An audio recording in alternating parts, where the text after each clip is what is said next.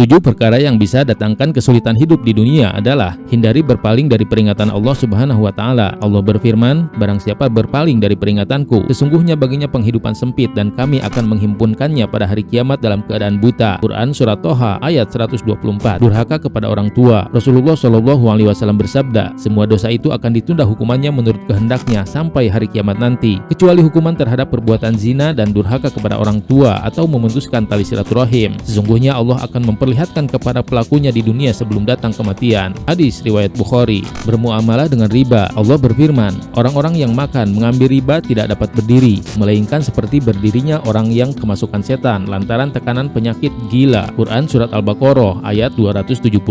Bersifat bakhil. Rasulullah SAW bersabda, barang siapa yang diberikan Allah harta kepadanya, kemudian ia tidak mengeluarkan zakatnya, ia akan berwujud ular sangat besar yang akan menariknya dengan 2 tulang rahangnya yang lebar. Kemudian ia berkata, saya adalah harta simpananmu. Kemudian Nabi membacakan ayat, sayutawwaqu nama bakhilu bihi yaumal qiyamah, sampai akhir ayat. Hadis riwayat muttafaq alaih. Kebiasaan menggunjing. Rasulullah SAW bersabda, ketika aku mi'raj ke langit, aku melewati suatu kaum yang mencakar-cakar wajah dan dada mereka dengan kuku yang terbuat dari timah. Kemudian aku bertanya, siapakah mereka itu, wahai Jibril? Ia menjawab, mereka adalah orang-orang yang memakan daging manusia dan senang menggunjing kehormatan mereka. Hadis riwayat Abu Daud. Menyakiti tetangga. Rasulullah SAW bersabda, demi Allah tidaklah beriman, demi Allah tidaklah beriman, demi Allah tidaklah beriman. Para sahabat yang bertanya, siapa ya Rasulullah? Rasulullah menjawab, orang yang tetangganya merasa tidak aman dari kejahatannya. Hadis riwayat Bukhari dan Muslim. Menyebut-nyebut pemberian. Dari Abu Dzar bahwa Rasulullah SAW bersabda, 3 hal yang menyebabkan Allah tidak akan berbicara dengannya dan tidak akan melihatnya pada hari kiamat, dan mereka akan mendapatkan siksa yang pedih. Kemudian ia berkata, Rasulullah SAW mengulanginya sebanyak 3 kali. Abu Dzar berkata, mereka sungguh kecewa dan merugi. Wahai Rasulullah, beliau bersabda, mereka adalah orang yang memanjangkan pakaiannya, yang menyebut-nyebut pemberian,